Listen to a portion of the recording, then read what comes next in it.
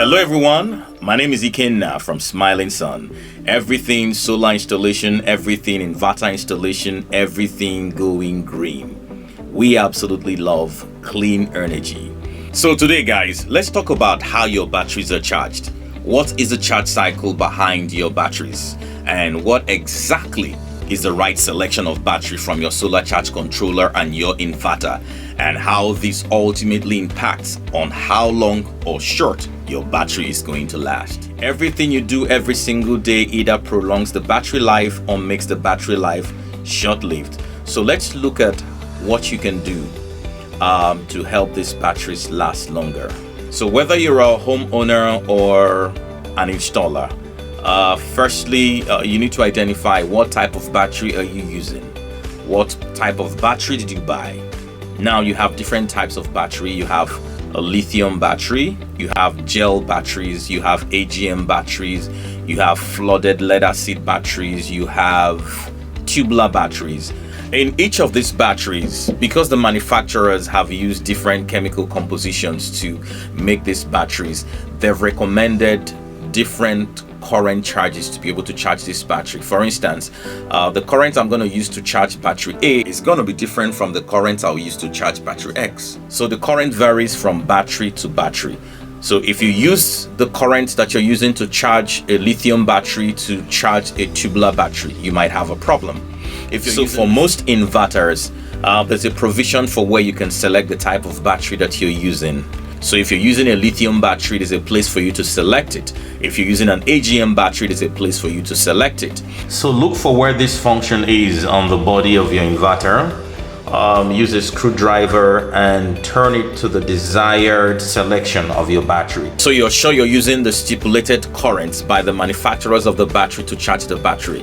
If you use a current that is less than what they recommend, the battery will sulfate and the battery will die off quickly. If you use more voltage or more current that is required by the manufacturers of these batteries, the batteries would also die quickly. So you need to ensure that you use the required charging current recommended by the manufacturers of these batteries. So the inverters are pretty much programmed to perform the 3 cycles of charging, which is bulk charging, absorption charging, and float charging.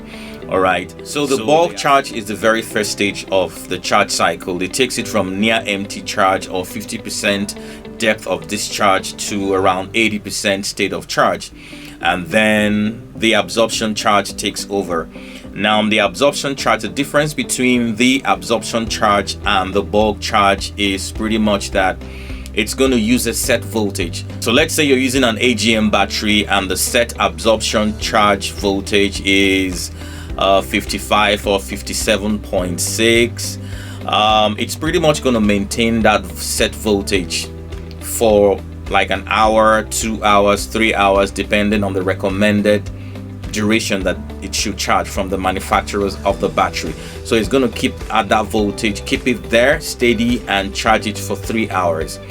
Then when that charging is complete, you would have almost full battery, 100%.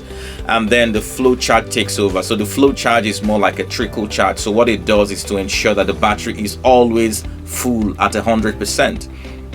All right, so whenever it detects a lost energy, say you put on a device or you turn on some device you have in the house and it takes some energy from the battery, once the flow charge detects that, it replaces the energy instantly. It's also more like a trickle charge. So once in a while you're required to do an equalization charge. Equalization is a controlled overcharge. So you take the charge voltage a little bit high and leave it like that for like an hour to charge and wake up the battery. You know, most times when the batteries are sulfating, you need to have a little bit of this high energy charge, more like a boiling, to bubble up the batteries, especially tubular batteries. So ensure that you do not leave the settings of your inverter at the default. All right, so you need to select the particular battery that you have. If you have a lithium battery, put the selection at lithium. If you have an AGM, put the selection at AGM. Ensure you're using the right current that is recommended by the manufacturers of the battery. And most times it's usually pretty much 10% or 20% of your entire power bank energy. That's pretty much all we have for you today. Thank you very much, guys. It's still Smiling Sun, everything solar installation, everything inverter installation. We love clean energy. God bless. Thank you.